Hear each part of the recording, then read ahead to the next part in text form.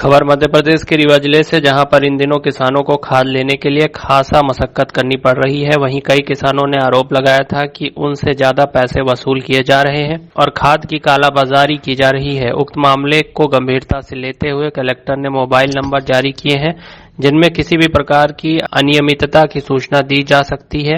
गुरुवार को कलेक्टर सभागार में आयोजित बैठक के बाद पुलिस अधीक्षक नवनीत भसीन और कलेक्टर मनोज पुष्प करहिया मंडी पहुंचे, जहां खाद वितरण की व्यवस्थाओं का जायजा लिया और अधिकारी कर्मचारियों को निर्देशित किया है।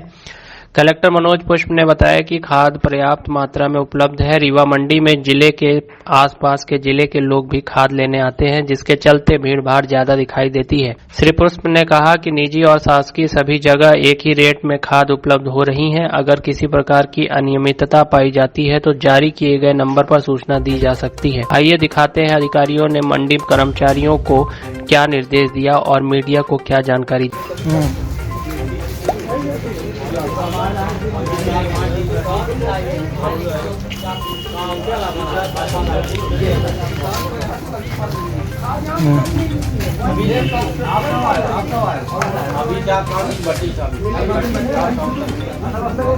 नया बना है अभी तात्कालिक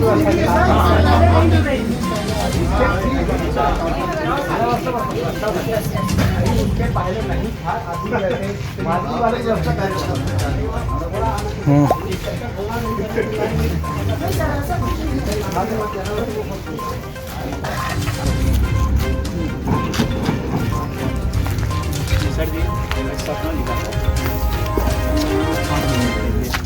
मिलेगी क्यों नहीं दे रही सर, बोलते हैं नहीं देंगे तो हम क्या नहीं देंगे सबको। हाँ ये कोई कहीं के हो कोई जी जी जी। और यहाँ पे जो प्राइवेट दुकानें हैं वहाँ पे भी आप जाते सर, वहाँ पे नहीं देते, नहीं देंगे तो 1500 रुपये बोरी देते हैं। आपको शिकायत आपके वहाँ पास में है? नहीं हम यहाँ करें, आप आप रीवा जिले की बात करें, आप जाओ लेके आओ और अगर देते हैं तो हमको रोक, ठीक है? कितना लेना है? जो भी है मतलब ये हम आपको बता रहे हैं, चाहे आप सोसाइटी में लो, चाहे आप डबल लॉक लो, चाहे प्राइवेट लो। इसलिए हमने ये पोस्टर भी सब जगह सब जगह एक नाम पे मिलेगा। और खाली कहना कि भाई ज़्यादा देते हैं कम देते हैं, इससे काम नहीं करते।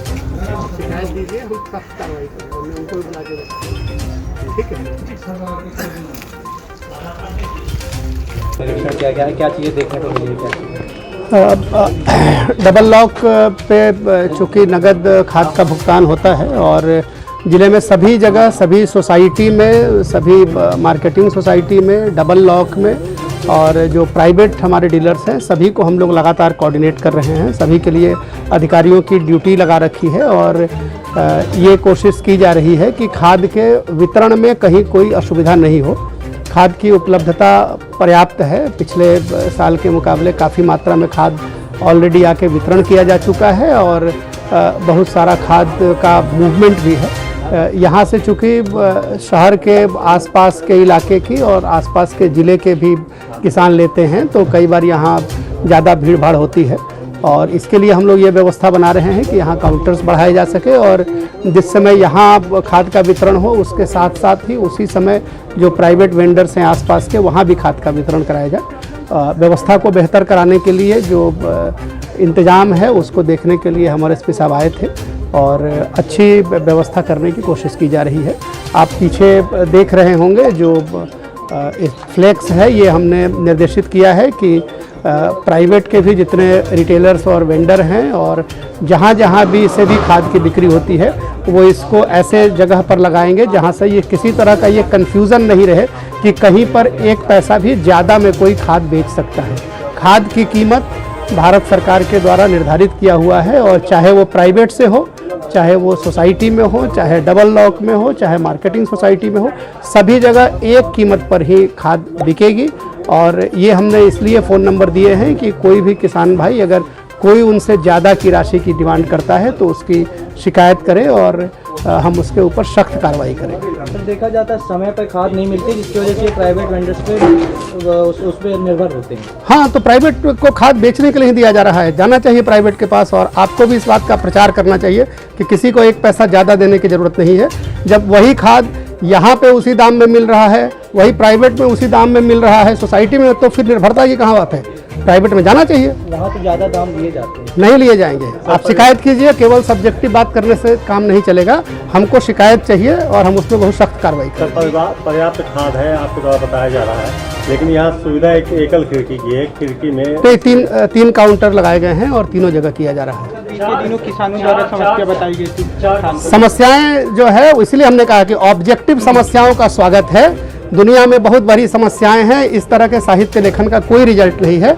आपके माध्यम से हम चाहते हैं कि आप सभी किसानों को ये बताइए कि आप पूरी मजबूती के साथ जहां भी खाद उपलब्ध है वहां जाइए।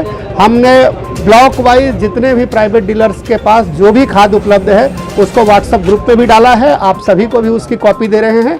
आपसे निवेदन ये है कि आप किसानों की मदद करें और उनको बताएं कि कहीं भी आप जाइए पूरे ज़िले में आपको सेम रेट पर खाद मिलेगा। और अगर कोई इसमें आनाकानी या गड़बड़ी करता है तो व्यक्तिगत रूप से हमको शिकायत कीजिए, हम उस पर सख्ततम कार्रवाई करेंगे।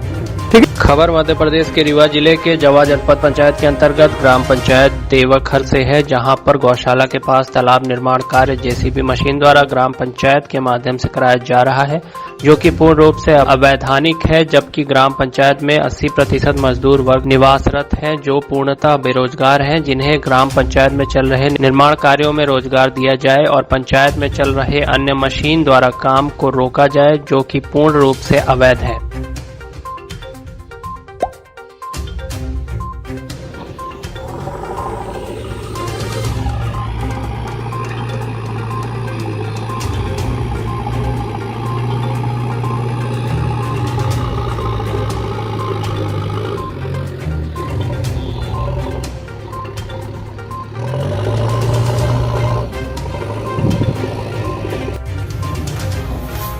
मैं शिवशंकर तिवारी, समाज सेवी, जनपद पंचायत जवा। आज एक पत्र के माध्यम से जानकारी प्राप्त हुई कि जनपद सदस्य मनीषा तिवारी ने अपने क्षेत्र के भी समस्या को लेकर माननीय सीओ साहब से अपनी बात एक पत्र के माध्यम से रखी, जो समस्या बहुत बड़ी है। सरकार वर्तमान में हर गरीब को, मजदूरों को मनरेगा के तहत रोजगार देने का कार्य कर रही है। जैसे तालाब में काम कराना, अमृत सरोवर तालाब में, अन्य जगहों पर काम कराना सिर्फ लेबरों के माध्यम से, मजदूरों के माध्यम से होना चाहिए। जबकि इसके पूर्व में भी ग्राम पंचायतों के सरपंचों द्वारा ये कार्य पूर्ण रूप से अवैधानिक रूप से कराया जाता था। वर्तमान में भी वही रवैया चल रही है। ग्राम पंचायत देवखर में गौशाला के पास तालाब खोदने का कार्य किया जा रहा है, जो मशीन से, जेसीबी मशीन लगाकर लगातार कराया जा रहा है। मेरे जनपद वार्ड क्रमांक 17 में देवघर में 80% मजदूर वहां निवासरत हैं, रह रहे हैं। इसके पहले उनको वो यहाँ पूर्व कार्य में भी उनको काम नहीं पाए और वर्तमान में भी उनको काम नहीं मिल रहा है ग्राम पंचायत के माध्यम से। संबंधित अधिकारी से आज हमने चर्चा किया फोन के माध्यम से, तो उन्होंने बताया कि ग्राम पंचायत इसमें जेसीबी का परमिट है, जस्ट जेसीबी के माध्यम से कार्य कराया जा सकता है, जो पूर्ण रूप से गलत है।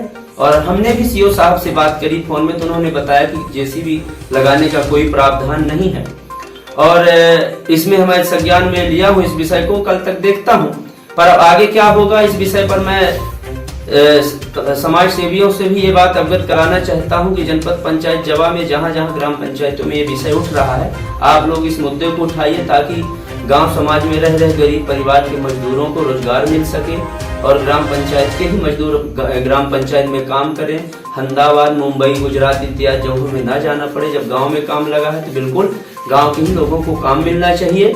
और यहाँ पर उपस्थित मजदूर संघ के भी अध्यक्ष और कुछ हमारे बीच में ये बैठे हैं, इनसे भी ये बात पूछी जा सकती है।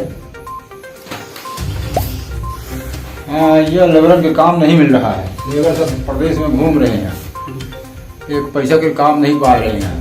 गैला बाग मशीन लगा देता, काम नहीं देता ही, यहाँ कोई काम नहीं मिलता है। लेबर बेचारे क्या करा, मर रहे हैं गरीब भूखे।